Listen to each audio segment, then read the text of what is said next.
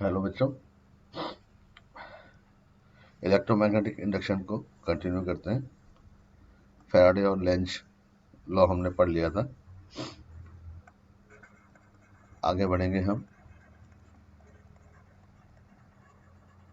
सबसे पहले applications of Lenz law.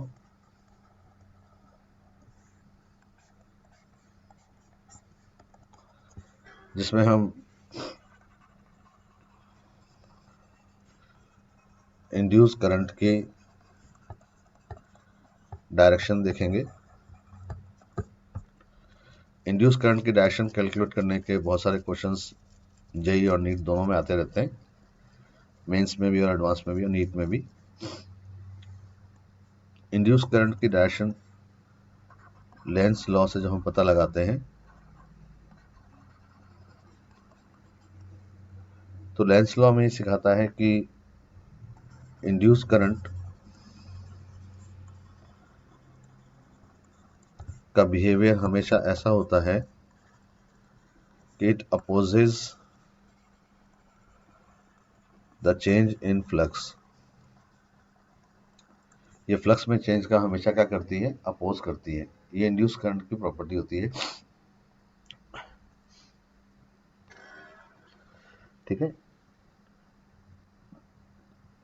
Question जो आते हैं वो जनरली दो अलग अलग टाइप के होते हैं, जिसमें पहला टाइप का जो क्वेश्चन होता है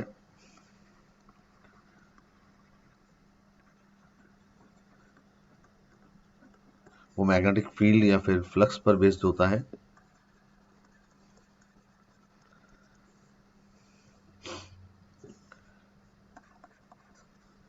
ऐसे क्वेश्चंस को हम कैसे सॉल्व करते हैं? सबसे पहले स्टेप में आप यही चेक कर लीजिए कि वो फ्लक्स कैसा है जो कॉइल से पास हो रहा है। तो सबसे पहले आप फ्लक्स पता लगाएंगे which is passing through the coil. उसके बाद में दूसरे स्टेप में आप देखेंगे कि उस फ्लक्स में चेंज कैसा हो रहा है।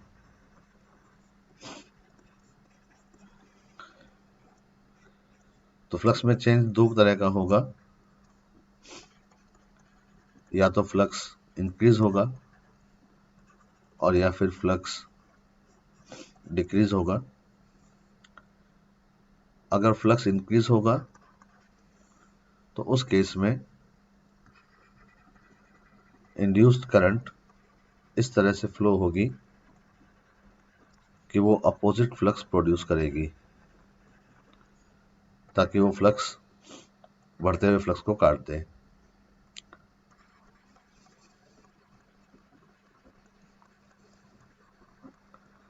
जैसे मान लीजिए कि अगर डॉट फ्लक्स इंक्रीज हो रहा है तो इंड्यूस करंट क्रॉस प्रोड्यूस करेगी, और अगर डॉट घटेगा तो डॉट ही प्रोड्यूस करेगी। तो जब अगर फ्लक्स घट रहा है तो ऐसे केस में induce current produces similar flux.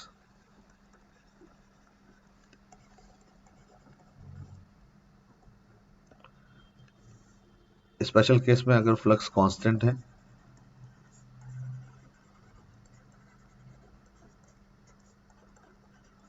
तो इंड्यूस ईएमएफ भी जीरो होगा और इंड्यूस करंट भी जीरो होगी।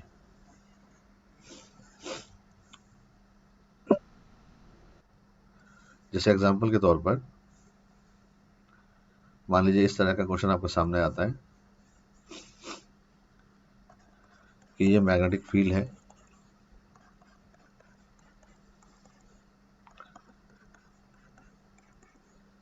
ठीक है, और एक कॉइल है, स्क्वायर कॉइल है,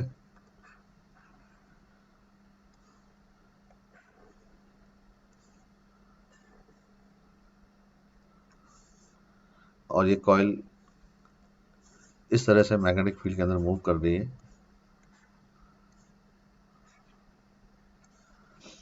ठीक है।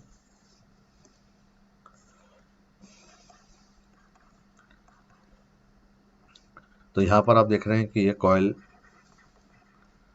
मैग्नेटिक फील्ड के अंदर एंटर कर रही है।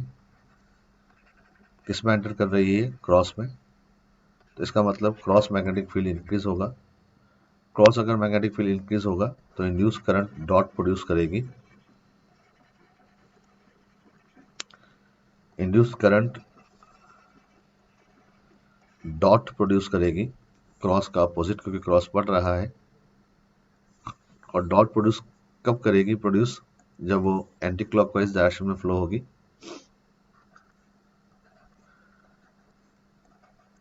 तो इंड्यूस करंट की डायरेक्शन यहाँ पर एंटी क्लॉकवाइज हो जाएगी।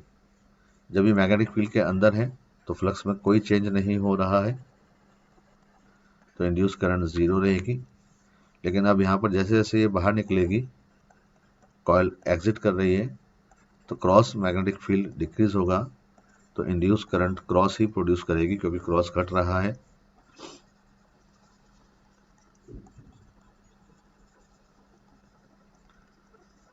और क्रॉस प्रोड्यूस करने के लिए इसको क्लॉकवाइज फ्लो होना पड़ेगा, तो अब इंड्यूस करंट की डायरेक्शन क्लॉकवाइज हो जाएगी। तो इससे आप एक बार फिर देखिएगा, और इससे आप एक अंदाजा लगा सकते हैं, क्योंकि जब कभी ऐसा होगा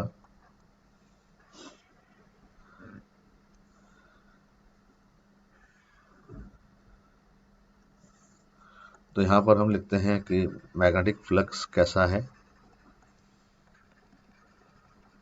यहाँ पर हम लिखते हैं चेंज, और यहाँ पर हम लिखेंगे इंड्यूस करंट।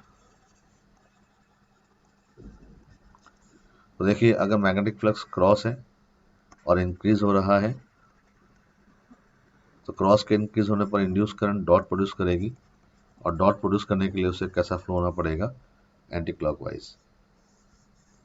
और जब कभी induce current anti clockwise flow होती है तो उसकी पहचान होती है कि वो हमेशा नॉर्थ पोल प्रोड्यूस करेगी। देखिए, ये नॉर्थ पोल बनेगा, और यहाँ पर इस एरो से ये एरो मिल गया, और इस एरो से ये एरो मिल गया, तो क्लॉकवाइज करंट होने पर साउथ पोल बनेगा, और एंटी क्लॉकवाइज करंट होने पर नॉर्थ पोल बनेगा। तो इस बात को आप ऐसे भी याद कर सकते हैं कि cross increasing north, cross in, cross increasing north. North का मतलब होता है anti clockwise. Cross in, cross increasing north, तो क्रॉस डिक्रीजिंग साउथ बनेगा। साउथ बनेगा मतलब करंट क्लॉकवाइज हो जाएगी।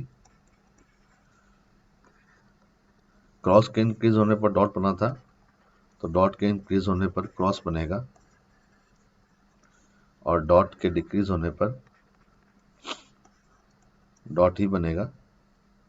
डिक्रीज होने पर क्रॉस के सामने क्रॉस, डॉट के सामने डॉट। डॉट का मतलब एंटी क्लॉकवाइज करंट फ्लो होगी और नॉर्थ पोल बनाएगी। फॉर एग्जाम्पल, मान लीजिए कि ये कोई वायर है और इसमें इस तरह से करंट फ्लो हो रही है। एक कॉइल यहाँ रखी है, स्क्वायर कॉइल, और एक कॉइल यहाँ रखी है, ठीक है।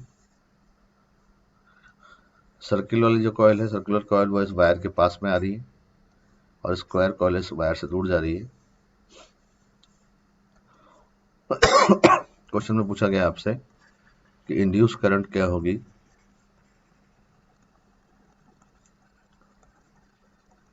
In coil A and B.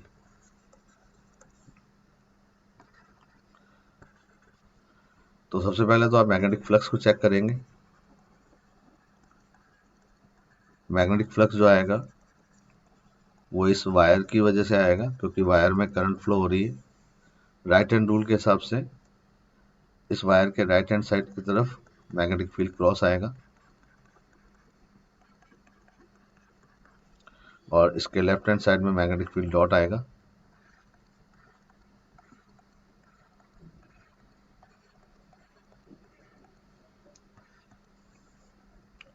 और जो कॉइल पास हो रही है उसका फ्लक्स इंक्रीज होगा, तो यहाँ पर डॉट इंक्रीज होगा, डॉट इंक्रीज होगा तो क्रॉस बनेगा, क्रॉस बनेगा इसका मतलब करंट क्लॉकवाइज आएगी। तो कॉइल ए में करंट क्लॉकवाइज आएगी। यहाँ पर क्रॉस क्योंकि दूर जा रहा है तो क्रॉस डिक्रीज होगा, क्रॉस डिक्रीज होगा तो क्रॉस ही बनेगा, क्योंकि क्रॉस के डिक्रीज होने पर सिमिलर क्रॉस बनना चाहिए। तो इसमें भी करंट क्लॉकवाइज आएगी। इसका मतलब दोनों ही कॉइल में करंट क्लॉकवाइज आएगी।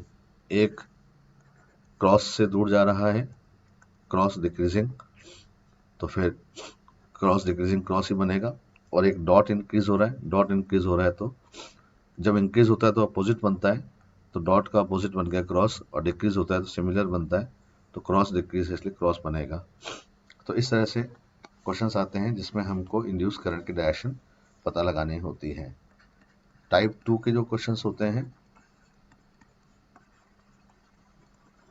वो होते हैं based on nature of magnetic पोल।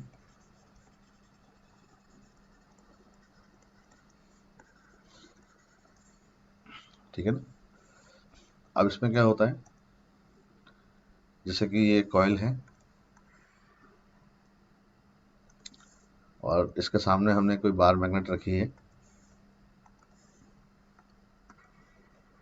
ये बार मैग्नेट है। ठीक है। तो इस बार मैग्नेट के जिस तरफ मैग्नेट होती है वो फ्रंट फेस कहलाता है, और दूसरा वाला साइड बैक फेस कहलाएगा या बैक साइड कहलाएगा। जैसे कि यहाँ आप देखते हैं कि ये नॉर्थ पोल है और ये साउथ पोल है। इस मैग्नेट के सामने ये फेस आ रहा है, तो सामने जो फेस आता है this is called the front face of the coil,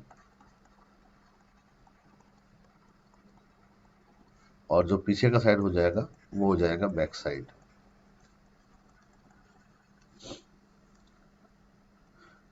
अगर नॉर्थ पास जाएगा तो फ्रंट फेस में नॉर्थ ही बनेगा, नॉर्थ बनेगा मतलब क्रॉस एंटी क्लॉकवाइज करंट आएगी।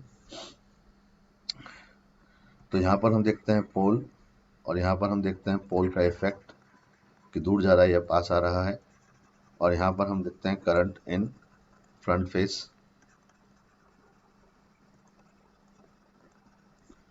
अगर नॉर्थ पोल पास में आएगा तो फ्रंट फेस पे नॉर्थ ही बनेगा, नॉर्थ बनेगा मतलब करंट एंटी क्लॉकवाइज हो जाएगी। अगर नॉर्थ पोल दूर जाएगा तो फ्रंट फेस पे साउथ बनेगा, तो करंट क्लॉकवाइज हो जाएगी।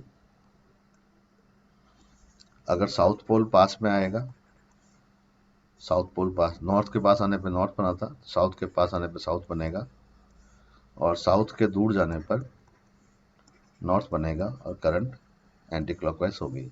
अगर हम बैक पोर्शन की बात करेंगे तो ठीक इसका उल्टा आएगा, नॉर्थ की जगह साउथ, साउथ की जगह नॉर्थ, और नॉर्थ की जगह साउथ।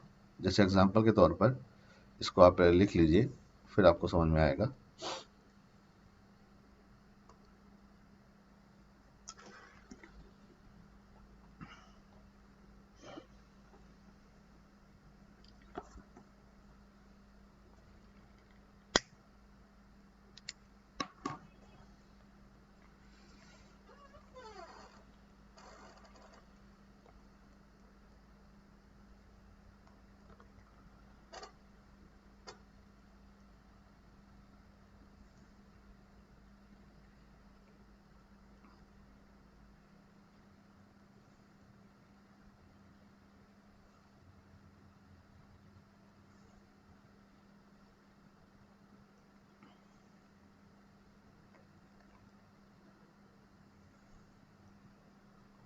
लिख लिया।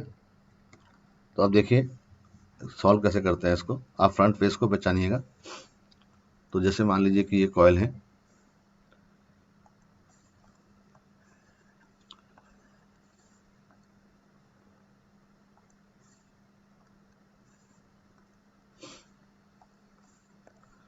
मान लीजिए कॉइल है और एक बार मैग्नेट है,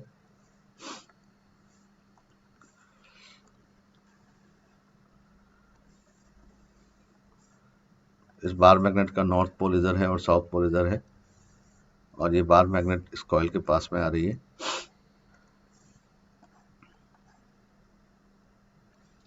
ठीक है ना। तो मैग्नेट जिस तरफ होती है तो ये फ्रंट फेस बनेगा, और ये वाला पीछे वाला पोर्शन बैक बन जाएगा। तो ये रहेगा फ्रंट और ये रहेगा बैक। नॉर्थ पास में आ रहा है तो नॉर्थ बनेगा, तो फ्रंट में तो नॉर्थ बन जाएगा और बैक में साउथ बन जाएगा।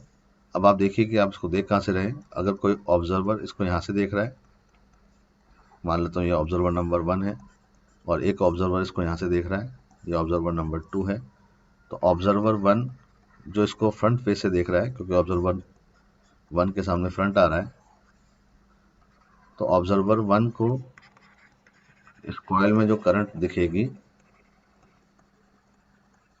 वो एंटी क्लॉकवाइज होगी, और ऑब्जर्वर 2 को इसी कॉइल की करंट क्लॉकवाइज दिखेगी। तो इस तरह से ऑब्जर्वर की लोकेशन भी बहुत इंपॉर्टेंट रोल प्ले करेगी इस तरह के क्वेश्चंस को सॉल्व करने में। जैसे एग्जांपल के तौर पर मान लीजिए कि 2 कॉइल्स आ गई इधर,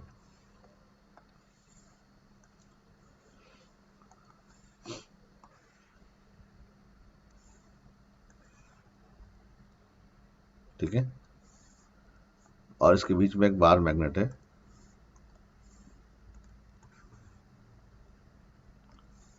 अब ये बार मैग्नेट जो है सपोज कीजिए इस तरफ मूव कर रही है,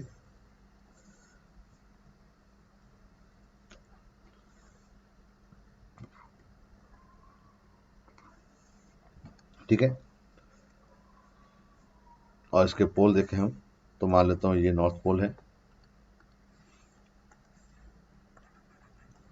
और ये साउथ पोल है। तो एक बात तय हो गई है, आप सबसे पहले इसको रिसेट कर लें कि ये फ्रंट फेस होगा क्योंकि ये मैग्नेट की तरफ है, और इसका फ्रंट फेस ये होगा, इसका बैक ये होगा, और इसका बैक पीछे की तरफ से ये होगा। अब मान लीजिए ऑब्जर्वर इसको यहाँ से देख रहा है,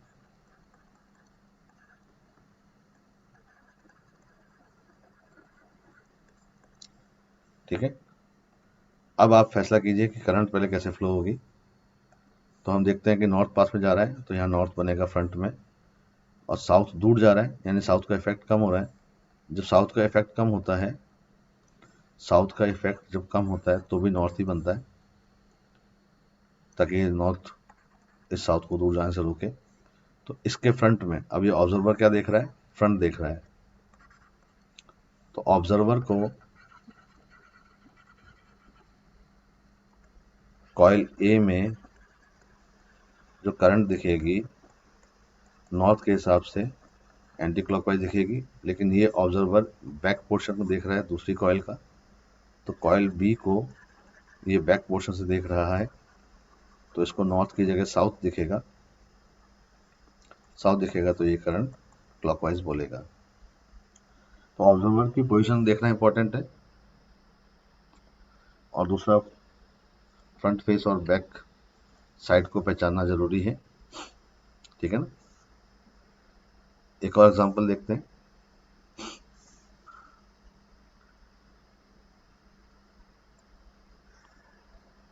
जैसे ये कॉइल है,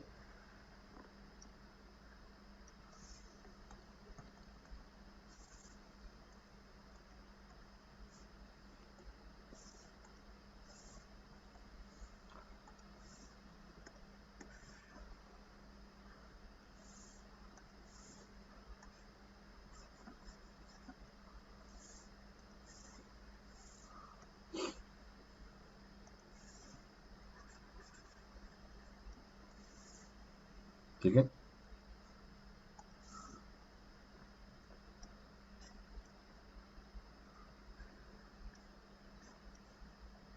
यहाँ बैटरी लगी है, ये स्विच लगा है,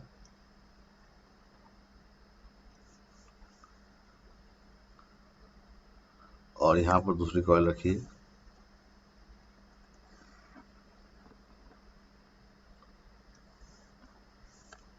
मान लीजिए ऑब्जर्वर यहाँ पर है, जब इसमें करंट फ्लो होना शुरू होगी बैटरी के हिसाब से, उस हिसाब से ये नॉर्थ पोल बनेगा, तो इसको तो ये नॉर्थ दिखेगा। और इस वाली कॉइल के सामने का पोर्शन ये है, यानी ऑब्जर्वर इस कॉइल के फ्रंट फेस को ही देखेगा। तो बस आपको फ्रंट फेस ही देखना है। सवाल ये होता है कि जैसे ही आप स्विच को ऑन करेंगे, क्लोज्ड, क्लोज का मतलब होता है ऑन, तो करंट इन कॉइल बी कैसे दिखेगी? तो जब आप स्विच को ऑन करेंगे तो नॉर्थ का इफेक्ट बढ़ेगा, नॉर्थ का इफेक्ट बढ़ेगा तो नॉर्थ दिखेगा, इसका मतलब इसका आंसर आ जाएगा एंटी क्लॉकवाइज। और जब स्विच को आप ओपन करेंगे,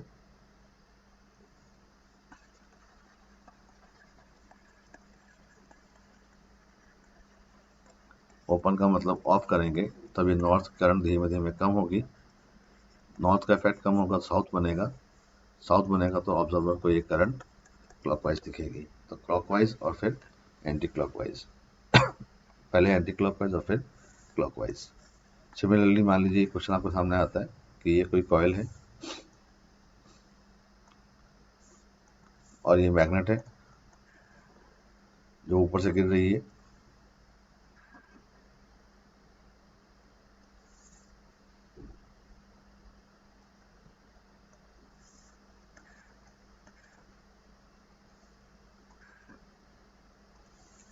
और मान लीजिए कि ऑब्जर्वर यहाँ पर है।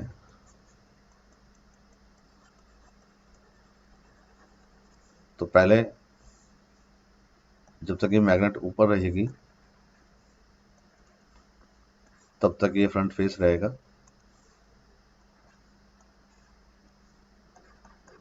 क्योंकि मैग्नेट के साइड में है। और जब मैग्नेट नीचे जाएगी तो नॉर्थ यहाँ पे चला जाएगा, साउथ यहाँ रहेगा, मैग्नेट की तरफ वाला फेस फिर ये फ्रंट फेस बन जाएगा।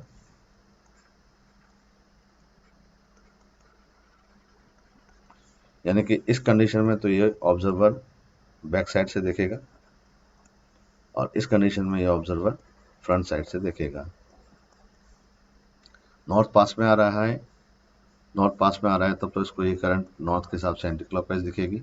साउथ दूर जा रहा है, साउथ दूर जा रहा है तो फ्रंट फेस पे क्या बनेगा? नॉर्थ, फ्रंट फेस पे नॉर्थ बनेगा क्योंकि साउथ दूर जा रहा है।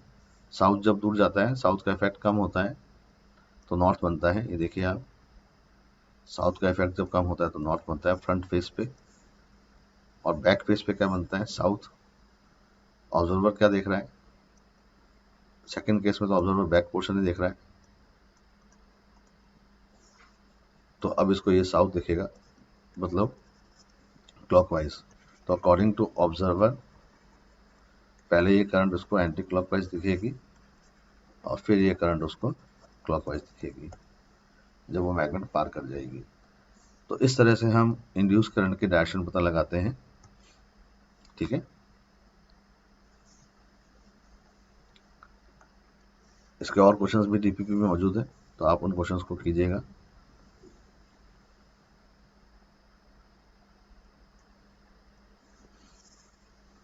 आगे बढ़ जाते हैं और चैप्टर को आगे बढ़ाएंगे। तो types of electromagnetic induction.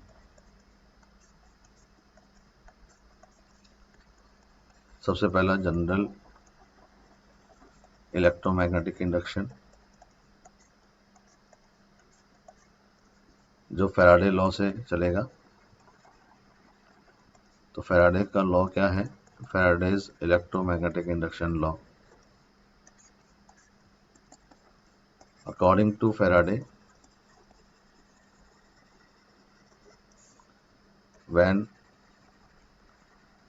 whenever the magnetic flux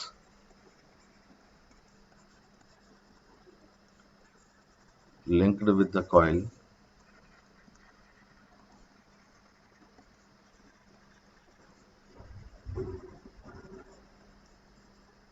changes with time,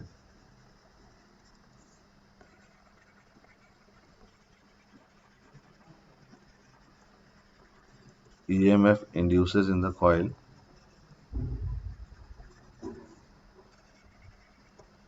and the induced EMF, ये जो induced EMF होता है is given by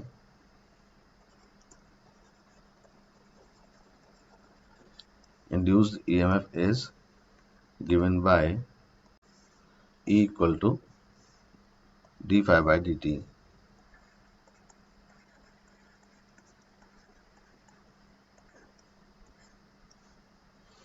यानी कि इंड्यूस्ड ईएमएफ जो होता है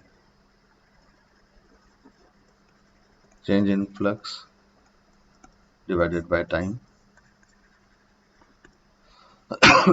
सॉरी, मैग्नीट्यूड हम इसलिए ले रहे हैं फ्लक्स चाहे बढ़े या घटे, आपको इंड्यूस्ड ईएमएफ का बस मैग्नीट्यूड लेना है D phi by D T, ठीक है। यानी E equal to phi two minus phi one by T two minus T one. और इंड्यूस करंट अगर आपको चाहिए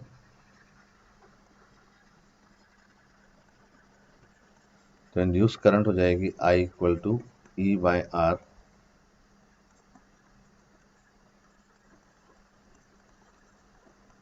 अगर हम लेंज लॉ को भी यूज करें तो यहाँ पर माइनस लगा देते हैं। तो अगर आप फैराडे लेंज लॉ को दोनों को साथ में यूज करते हैं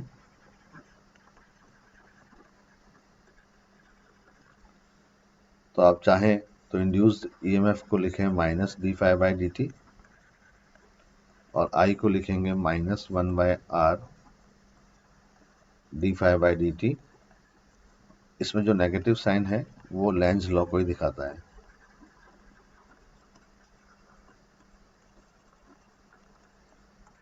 फैराडे ने अपने लॉ में नेगेटिव साइन को इंट्रोड्यूस नहीं किया था। ये नेगेटिव साइन किसने इंट्रोड्यूस किया? लेंज ने, जो ये शो करता है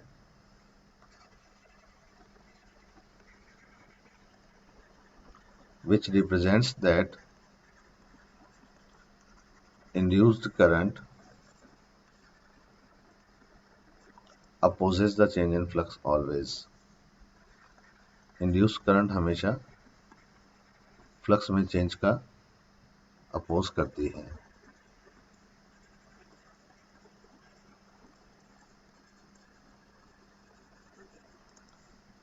ठीक है, क्योंकि I इक्वल टू होता है d q by D t जो minus one by R D phi by D t है। तो डी क्यू जो हो जाएगा वो हो जाएगा minus D phi by R, यानी कि ये टाइम पर डिपेंड नहीं करेगा। Induced charge is independent of time.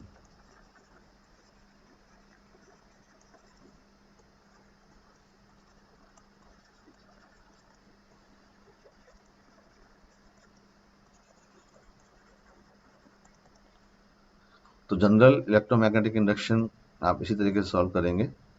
मैं आपको फिर बता देता हूँ, E equal to minus D phi by D T, लेकिन अगर आप मैग्नीट्यूड देखना चाहेंगे तो ये हो जाएगा D phi by D T. Similarly current हो जाएगी minus one by R D phi by D T. Current का मैग्नीट्यूड हो जाएगा one by R D phi by D T और चार्ज हो जाएगा minus D phi by R. Negative sign अगर आपको ऑप्शन में दिखे तभी आप उस नेगेटिव साइन को कंसीडर करें, अदरवाइज आप हमेशा मैग्नीट्यूड को लेकर चलें। फॉर एग्जांपल ऐसा क्वेश्चन आपके सामने आता है कि if magnetic flux from the coil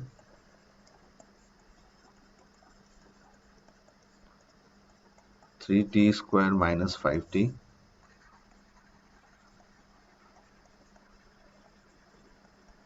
find out the induced EMF at t equal to 1 second।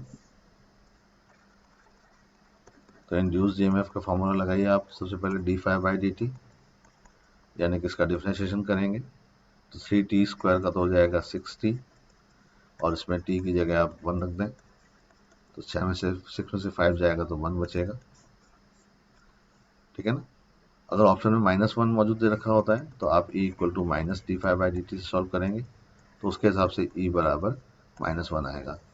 Option में अगर -1 है तो -1 सही है, -1 नहीं है तो 1 सही है।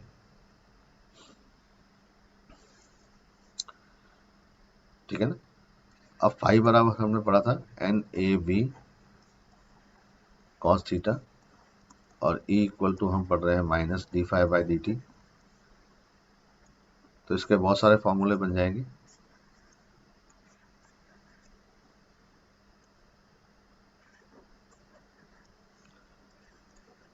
मान लेता हूं कि अगर सिर्फ नंबर ऑफ टर्न्स चेंज हो रहे हैं तो ये बन जाएगा -BA cos थीटा, क्योंकि BA cos थीटा कांस्टेंट है तो बाहर आ जाएगा, अंदर हो जाएगा dN/dt। अगर एरिया चेंज हो रहा है तो E इक्वल टू हो जाएगा -NB cos थीटा dA/dt। अगर मैग्नेटिक फील्ड चेंज हो रहा है तो ये हो जाएगा -NA cos थीटा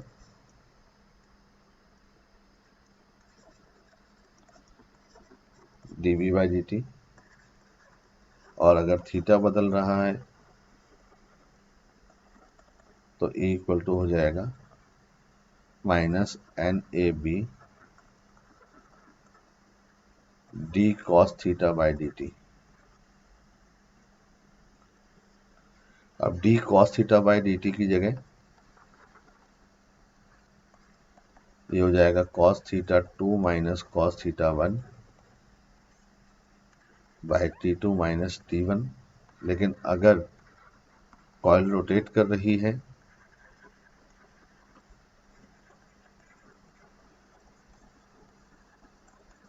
तो थीटा की जगह ओमेगा टी दे रखा होता है, तो कॉस ओमेगा टी का जब आप डिफरेंशिएशन करेंगे तो ये होगा minus omega sine omega T. इसका मतलब अगर मैग्नेटिक फील्ड के अंदर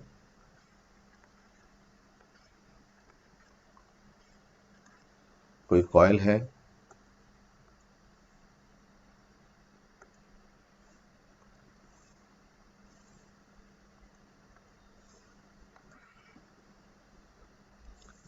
और ये कॉइल अपने एक्सिस पर रोटेट कर रही है,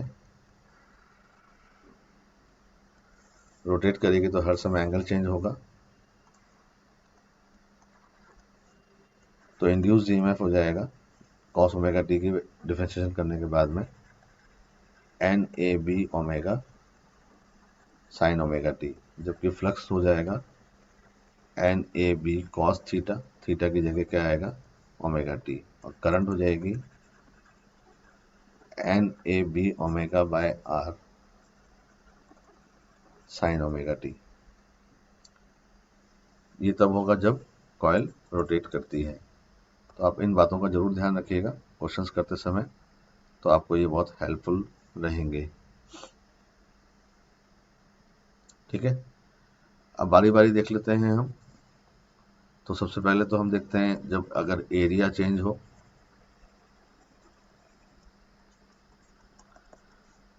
देखो एरिया किसी का भी हो, चाहे वो सर्कुलर कॉइल हो चाहे स्क्वायर हो, तो उसका एरिया का फॉर्मूला तो आपको पता ही होना चाहिए। जैसे कि ये कॉइल है, इसकी रेडियस R है,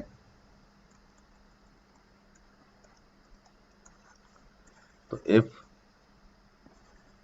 the area of circular coil changes,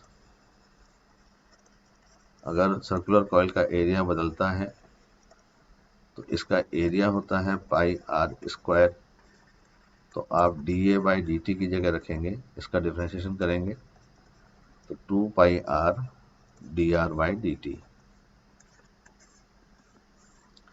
ये इंपॉर्टेंट है क्योंकि नीट में 2 बार पूछा जा चुका है। सिमिलरली अगर कोई स्क्वायर कॉइल है, ये स्क्वायर कॉइल है, इसकी साइड आपको दे रखी है A तो इसका एरिया हो जाएगा ए स्क्वायर, तो D A by D T आएगा 2a D A by D T. इसी तरह से अगर कोई ट्रायंगुलर कॉइल है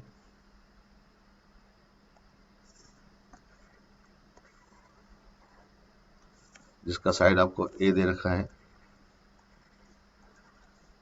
इक्विलेटरल ट्रायंगल है, तो इसका एरिया √3/4 a स्क्वायर होता है। तो D A by D T √3/4 और 2 लेकर के आएंगे, ए साथ में आ जाएगा D A by D T. तो ये फॉर्मूला आप जरूर लिख लीजिए, आपके काम आएंगे।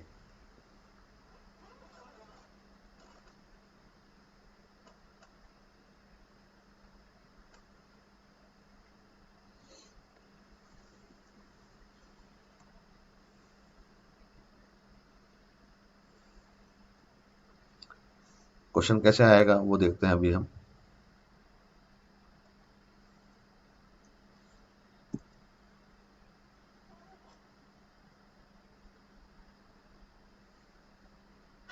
लिख लिया।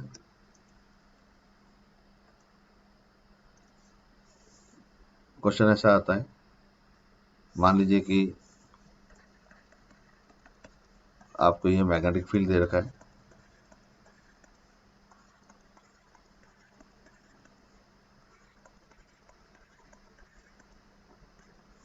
और इस मैग्नेटिक फील्ड में कोई सर्कुलर कॉइल रखी है जो आपको दे रखी है।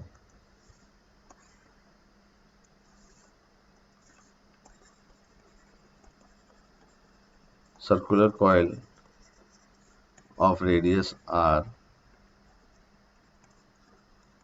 placed such that the plane of the coil is perpendicular to the magnetic field if radius of the coil decreases by 1 millimeter per second. Find out the induced EMF.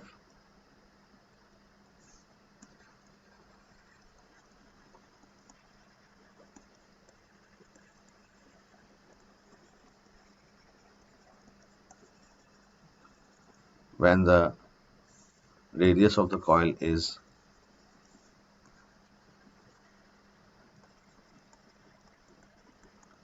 1 centimetre. Magnetic field दे रखा है आपको 10⁻⁻² Tesla. तो जब आप इस question का solution करते हैं तो आपको पता लगा कि इस कॉइल का रेडियस चेंज हो रहा है, इसका मतलब एरिया चेंज हो रहा है, और जैसे ही एरिया चेंज हो रहा है तो आप एरिया चेंज वाले के फॉर्मूला जाएं। ये रहा एरिया चेंज होने वाला फॉर्मूला। तो आपने लिखा है यहाँ पर कि सर ये तो हो जाएगा, आपने बताया था कि एरिया जब चेंज होता है तो -NB cos theta D A by D T. N नहीं दे रखा है तो 1 मान लिया जाएगा। प्लेन परपेंडिकुलर है, प्लेन परपेंडिकुलर है तो थीटा 0 डिग्री हो जाएगा और cos 0 1 हो जाएगा। तो ये हो गया -n की जगह 1 रख दिया, cos भी 1 हो गया। अब ये बचा b D A by D T. अब आपने कहा कि सर कॉइल सर्कुलर है, कॉइल सर्कुलर है तो D A by D T की जगह आप ये लिखेंगे, तब ये बन जाएगा -b और 2πr d r by D t. Magnetic field दे रखा है आपको 10⁻⁻², रेडियस दे रखी है कॉइल की 1 सेंटीमीटर, तो ये 1 सेंटीमीटर का मतलब 1/100 मीटर, और D r by D T change in radius वो दे रखा है 1 मिलीमीटर। 1 मिलीमीटर का मतलब 10⁻³ मीटर पर सेकेंड, और डिक्रीज हो रही है इसलिए माइनस लगा दिया है, क्योंकि क्वेश्चन में लिखा है कि रेडियस डिक्रीज हो रही है। देखिए आप रेडियस डिक्रीज हो रही है तो माइनस लगा दिया। ये माइनस उस माइनस को प्लस बना देगा, तो इस माइनस से और इस माइनस से प्लस बन जाएगा, तो 2 पाई, ठीक है। और 10 की पावर -2 और -3 -5 और नीचे है 100, तो आपका आंसर आ जाएगा 2 पाई इंटू 10 की पावर -7 वोल्ट। इस तरह से आप इन क्वेश्चन को सॉल्व करेंगे तो आपके ये क्वेश्चन बिल्कुल आसानी से हो जाएंगे। मेरी तबीयत बहुत ख़राब चल रही है, मैं बड़ी हिम्मत से पढ़ा रहा हूँ, तो इतना ही पढ़ेंगे आज। इसके और एग्जाम्पल्स को हम नेक्स्ट वीडियो में देखते हैं। Till then, bye.